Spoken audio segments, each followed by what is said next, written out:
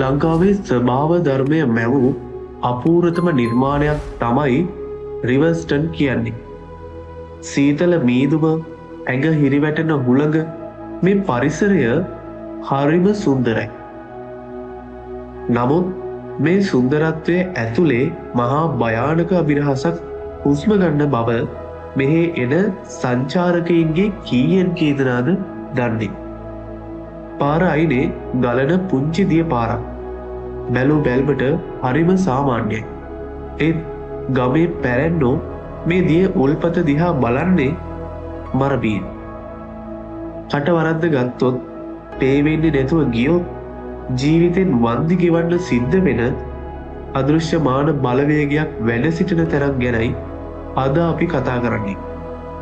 සමහරුන්ට සුවය දෙන, තවත් සමහරුන්ට දඬුවම් දෙන රිවර්ස්ටන් කැලේ හදවත කිරියම්මා උල්පතේ සම්පූර්ණ කතාවයි මේ.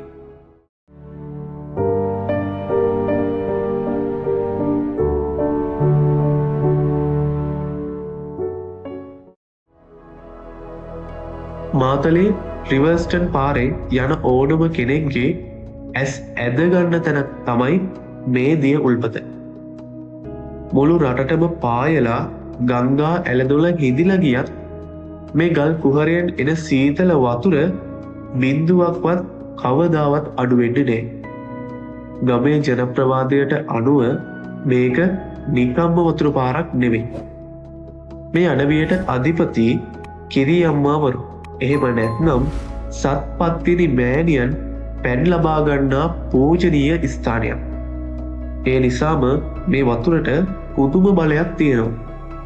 බඩේ අමාරු, සමේ රෝග තියෙන අය මේ වතුර බිව්වහම ඇඟේ ගාගත්තම ඒවා සුව වෙනවා කියලා ලොකු විශ්වාසයක් තියෙනවා. විශේෂයෙන්ම ගැබිනි අම්මලාට සහ පොඩි දරුවන්ට මේ උල්පතෙන් ලොකු ආරක්ෂාවක් ලැබෙනවා. ඉස්සර ගම්මු කැලේ යද්දී පඳුරක් දාලා යන්න පුරුදු වෙලා හිටියේ මේ විශ්වාසය නිසාමයි. එහෙනම් මේක හාස්කමක් විතරමද? විද්‍යාවෙන් මේකට උත්තරයක් නැද්ද? ඇත්තටම තියෙනවා. විද්‍යාත්මකව බැලුවොත් මේක කඳු මුදුනේ ඉඳන් ස්වභාවිකව පෙරිලා එන භූගත ජල උල්පතක්. මේ කන්දේ පිහිටීම අනුව පොළොව යට විශාල ජල ගබඩාවක් නිර්මාණය වෙලා තියෙනවා.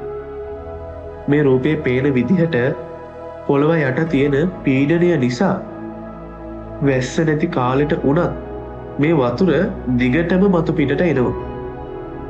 ඒ වගේම ගල් ස්තර ගණනාවක් අතරින් ෆිල්ටර් වෙලා එන නිසා මේ වතුරේ ලොකු ඛනිජ ලවණ ප්‍රතිශතයක් තියෙනවා. සමේ රෝග සුව වෙන්න ප්‍රධාන හේතුවත් මේ ඛනිජ ලවණ වෙන්න පුළුවන්.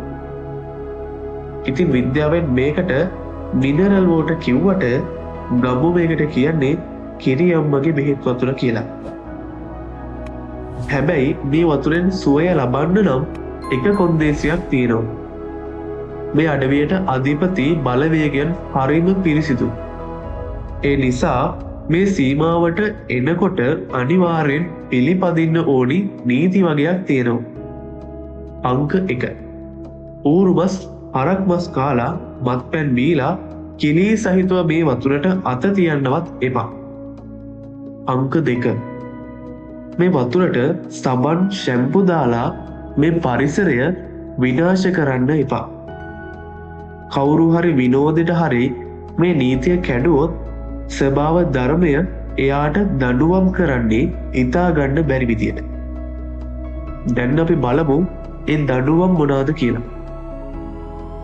මස් කාලා දීලා කෑ ගහලා මේ හරියෙන් යන අයට සිද්ධ වෙන ප්‍රධාන දේවල් දෙකක් තියෙනවා. පළවෙනි දේ තමයි වාහන අක්‍රිය වීම. හොඳට දුවන අලුත්ම වාහනයක් වුණත් මේ උල්පත හරියේදී එකපාරටම නවතින්නේ කිසිම හේතුවක් නැතුව. මැකැනික් කෙනෙක්ටවත් හොයාගන්න බැරි ලෙඩ මේ වාහන වලට එනවා.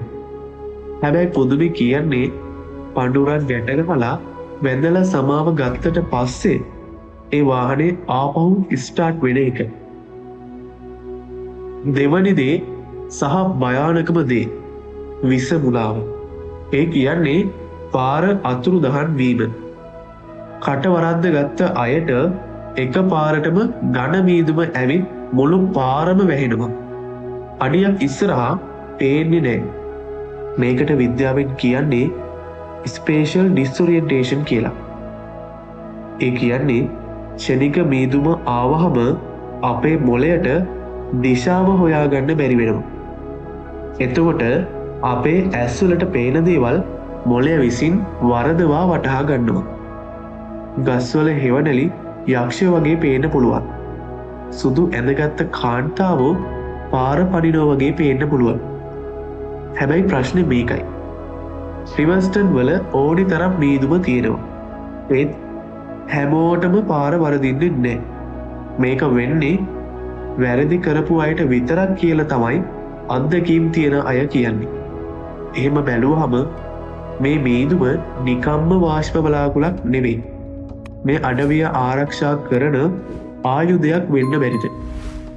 ඉතින් මේක කිරියම්මගේ දඬුවමක්ද? නැත්නම් ස්වභාව ධර්මයේ ආරක්ෂක ක්‍රමයක්ද? උත්තරේ තියෙන්නේ ඔයාගේ අතේ. කොහොම වුණත් රිවර්ස්ටන් යන ඔයාලා මේ තැන්වලට ගරු කරන්න පුරුදු වෙන්න.